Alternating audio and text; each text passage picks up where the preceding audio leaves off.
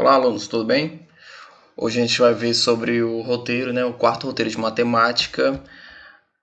E aqui, ó, você vai colocar o sétimo ano A, o sétimo ano B. Aqui você vai colocar seu número. Aqui você vai colocar seu nome, tá bom? Aí tem que fazer uma leitura das habilidades, todas as habilidades, todos os objetos de conhecimento. Ó, o primeiro objeto de conhecimento, utilização dos fluxogramas, perdão, utilização de fluxogramas na resolução de problemas. Fração e seus significados, como parte de inteiros, resultado da divisão, razão e operador. Medida de comprimento da circunferência. Beleza. Aqui as atividades estão dentro do roteiro. Aqui é o fluxograma. Fluxograma é um tipo de diagrama. Opa! É um conteúdo novo, tá bom? Esse conteúdo aqui, a Cedo colocou, ele é novo. Fluxograma é um tipo de diagrama e pode ser entendido como uma representação esquemática de um processo ou algoritmo, muitas vezes feito através de gráficos que ilustram de forma descomplicada a transição de informações entre os elementos que o compõem. Ou seja, é a sequência operacional do desenvolvimento de um processo, o qual caracteriza o trabalho que está sendo realizado, o tempo necessário para sua realização, a distância percorrida pelos documentos, quem está realizando o trabalho e como ele flui entre os participantes desse processo. Aqui tem um tipo de fluxograma. Eu pego uma lâmpada. A lâmpada, será que ela funciona ou ela não funciona? Como é que eu vou saber se ela funciona ou não funciona? Vou ter que plugar ela em algum bocal que tem energia, né? Se eu plugar e não funcionar, perdão, a lâmpada está plugada? É a primeira pergunta, né, que vem à nossa cabeça. Se ela estiver plugada, a gente vê se o bulbo queimou ou não. Se ela não estiver plugada, a gente pluga para testar, para ver se ela está funcionando. Se ela estiver plugada, sim. Então vamos ver se o bulbo queimou.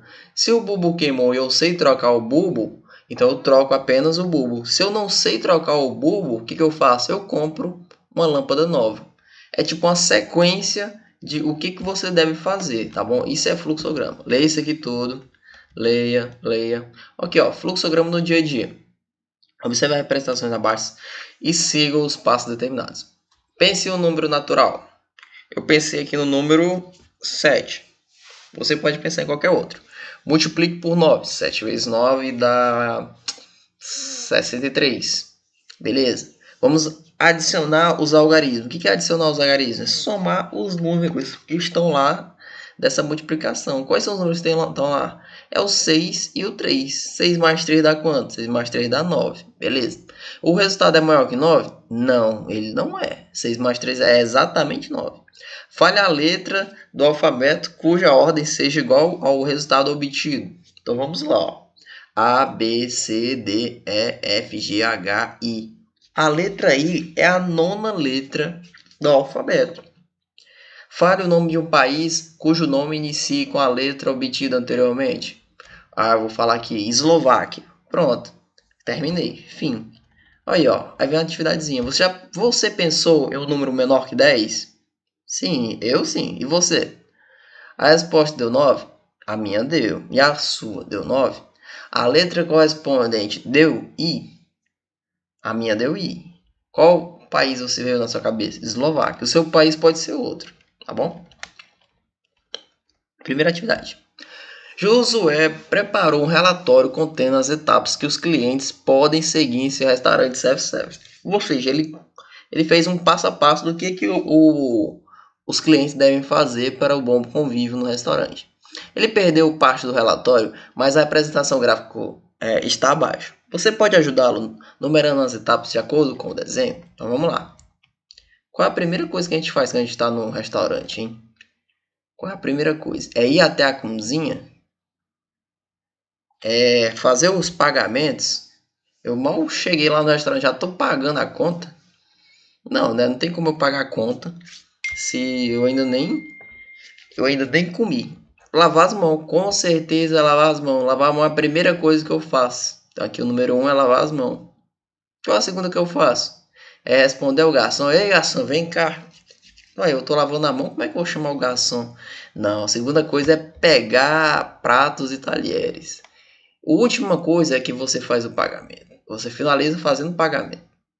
Então, eu vou deixar isso aqui com vocês, tá? O passo a passo que tem que fazer no restaurante. 2. Complete o fluxograma que utiliza os ingredientes listados abaixo para fazer um sanduíche de presunto, queijo e manteiga. Um pão francês, 2 fatias de pão de forma, queijo fatiado, presunto fatiado, faca de cortar pão e manteiga. Percebe que tem 2 pão aí, né? Beleza, vamos fazer o fluxograma. O fluxograma deve dar as 2 opções de pão e os procedimentos em cada caso. Eu peguei o pão. E aí, você escolheria o pão francês ou o pão de forma? Se você escolher o pão francês, o que isso é o sim, né? Então, o que eu vou ter que fazer com ele? Vou ter que cortar no meio para passar a manteiga. Se não, eu não escolhi o pão francês, eu peguei o pão de forma. Então, já vou direto na faca e passo a manteiga. Depois eu boto queijo, presunto e como. Acabou. Esse é o fluxograma, rapidão. Opa, o 3 passou correndo aqui muito rápido. Vamos voltar ali, né? Olha só. Pense um pouco e relembre as etapas que se desenvolvem uma aula comum de matemática. Detalhe, estas etapas em um fluxograma. E aí, você vê o professor lá no corredor, qual é a primeira coisa que acontece? A primeira coisa que acontece é ele entrar na sala de aula, né? Professor, ele entra na sala de aula. Você escreve aqui. E aí, qual é a primeira coisa que o professor será que ele observa? Ele observa se a turma está em silêncio. É o que você vai colocar aqui. A turma está em silêncio? Sim ou não? Se a turma não estiver em silêncio, não tem como ele começar a sua aula. Ele vai ter que chamar a atenção. Se não estiver em silêncio, chamar a atenção da turma. Se está todo mundo tranquilo, já quer uma aula boa, então é sim. Então ele já começa a fazer a chamada, aí ele vai relembrar o conteúdo que ele já tinha explicado, ou o conteúdo que você já conhece, ele vai corrigir esse conteúdo, ele vai passar um exemplo novo, conteúdo novo, né? Objeto de conhecimento novo, atividade nova, vai corrigir essa atividade e vai ver se você acertou. Pronto, é só escrever aí. 4. Organize as atividades abaixo em forma de fluxograma a fim de preparar as vendas de bolo de chocolate na feira de ciências da escola. E aí, a primeira coisa quando você vai vender um bolo assim na escola, imagine você na feira e vendendo um bolo. E aí, a primeira coisa, você já calcula o lucro ou prejuízo futuro, sendo que você ainda nem comprou? Não, não é isso, não é calcular o lucro. Calcular o custo do bolo e dos acessórios. Com certeza é isso. Essa é a primeira coisa. Então, ó, aqui embaixo, né? A primeira coisa que a gente faz é calcular o custo, tá bom? Beleza. E depois, recolher o dinheiro dos componentes do grupo, né? Ou seja, eu vou ter que achar dinheiro para comprar tudo isso. Comprar os guardanapos, comprar os pratinhos, os garfinhos e principalmente o bolo. Depois, eu vou fazer o quê? Eu vou comprar os ingredientes, né? Terceiro passo. Quarto passo, fazer o bolo. E o final vai com você, tá bom? Você termina fazendo aqui. O que é fração? Fração a gente já estudou. A gente vai revisar para a gente frisar a fração. Eu vou só resumir que ela é a parte de um todo. Então aqui ó, nós temos 1 sobre 4, a parte de cima é o numerador, a parte de baixo é o denominador. 1 sobre 4 equivale a 0,25, ou seja, ele equivale a 25% de alguma coisa. Beleza, vamos logo para atividade. Aqui ele está explicando sobre cada um, como é que é escrito. Atividade. Observe o quebra-cabeça abaixo e responda. Olhando para esses gatinhos aqui, né? Tem um quebra-cabeça, tem 9 partes nele, né? 9 partes é que corresponde ao todo. Ou seja, o 1 inteiro, ele é que corresponde a um todo, tá bom? Que fração representa a parte não montada? E aí, ó, tem quantos aqui não montados? Tem 3, né? E um total de quanto todo? Aí você já responde a questão. Pode ser que a alternativa de sua esteja escrita errada. Então, é uma dessas aqui, ó, tá bom?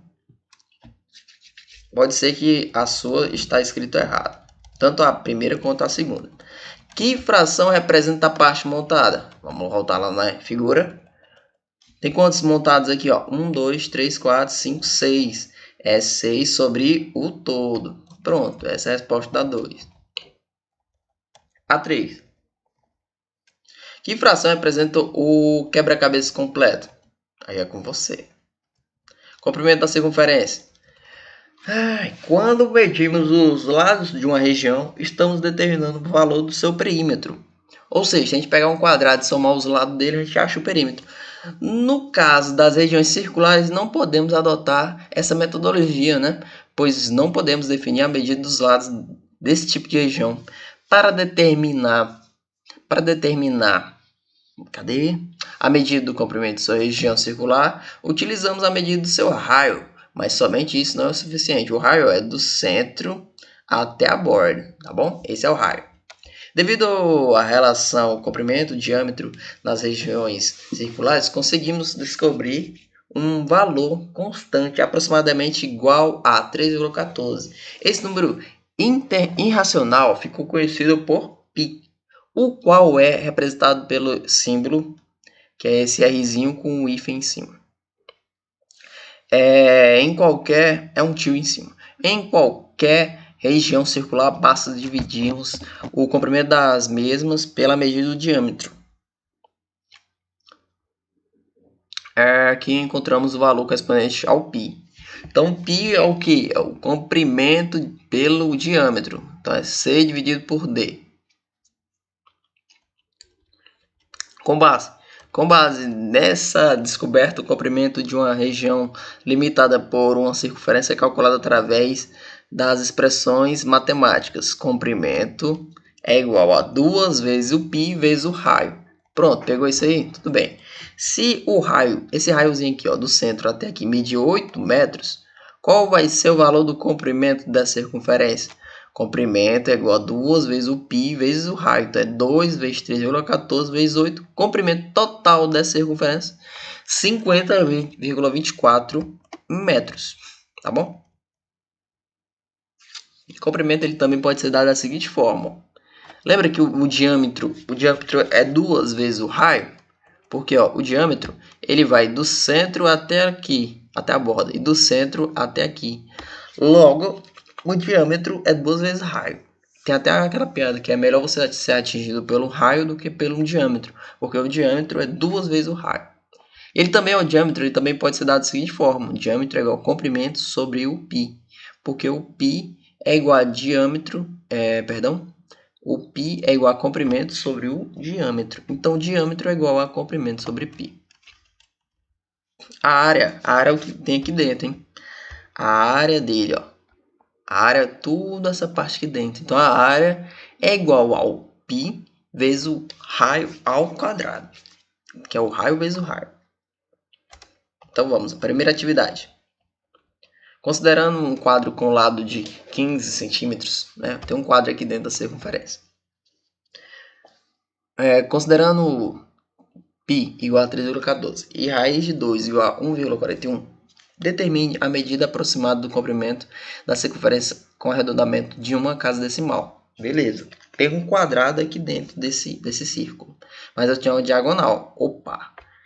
E eu tenho várias fórmulas da diagonal. Lembra que a diagonal ela está aqui em cima, ó, aqui, ó, uma fórmula da diagonal. Ó.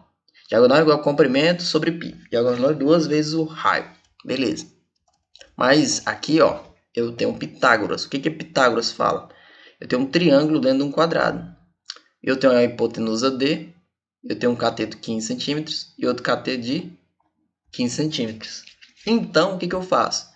A hipotenusa ao quadrado é igual ao quadrado dos catetos, é igual à soma do quadrado dos catetos. Então, eu tenho D ao quadrado, que é igual a 15 ao quadrado mais 15 ao quadrado. E aí eu acho a diagonal. Se eu achei a diagonal, então eu posso jogar na forma do comprimento, que é essa bem daqui de cima. Ó. Comprimento é igual a π vezes a diagonal que eu achei. Então, primeiramente, você vai ter que fazer isso aqui. Ó. Olha aqui lá em cima. Ó. Opa! Diagonal ao quadrado é igual a 15 ao quadrado mais 15 ao quadrado. Depois você achar tudo isso aqui, ó, 15 ao quadrado é 15 vezes 15. Você soma com o outro 15 ao quadrado, que é 15 vezes 15, Para tirar esse quadradinho aqui em cima do D, tá vendo? Você vai ter que jogar a raiz em ambos os lados. Quando você jogar a raiz no número de lá, ele vai ficar muito grande. Você vai ter que fatorar. No final vai ficar um número vezes a raiz de 2. Só que a raiz de 2 é 1,41, tá bom? Pega esse número que você achou, vezes a raiz de 2. E aí você acha a diagonal. Achei a diagonal, joguei na fórmula da circunferência, né? Comprimento.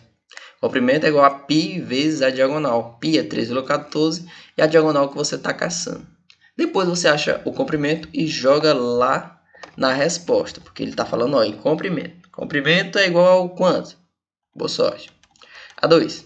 Eu tenho duas pizzas nessa 2. Uma tradicional grande, possui 35 de raio, e a pequena, ela possui 25 de raio. Determine a diferença da área. A área, lembra o que é a área? A área é igual a π vezes raio ao quadrado. Pronto. Você vai pegar o que, ó? A área da primeira, que é a maior, né? É igual a π vezes raio ao quadrado. Então, é 3,14 vezes 15... 3,14 vezes 35 ao quadrado. Ou seja, 35 vezes 35 vezes 34, acha da primeira.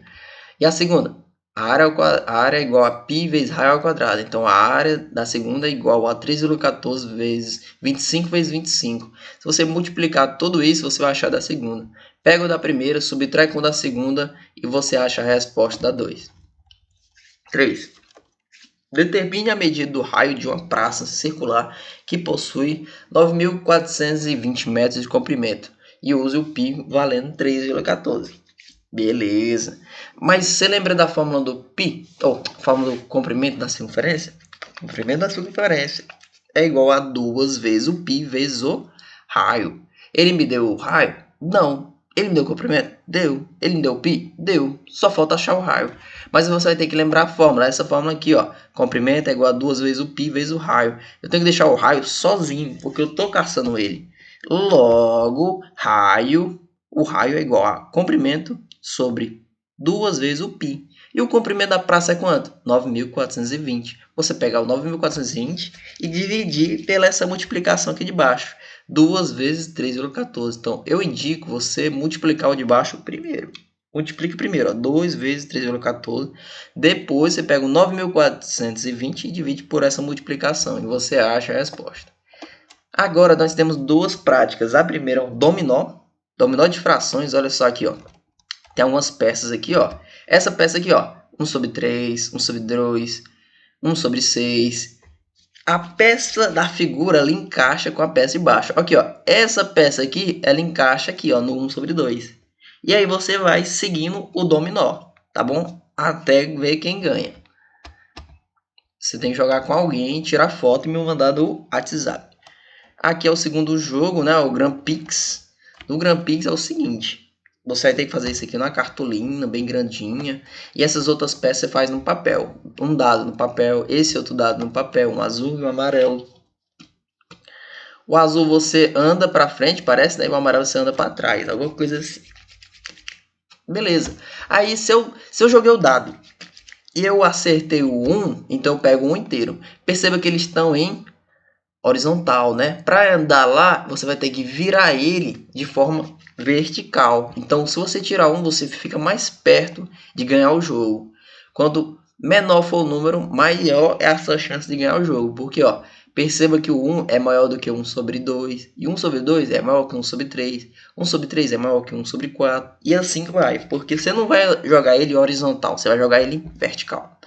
E aqui, finalizando, tem um texto, craque, na matemática, né? E aí você vai ter que falar o que você entendeu sobre ele. E é só isso mesmo, tá bom? Muito obrigado. Eu espero que todos vocês tenham um ótimo dia.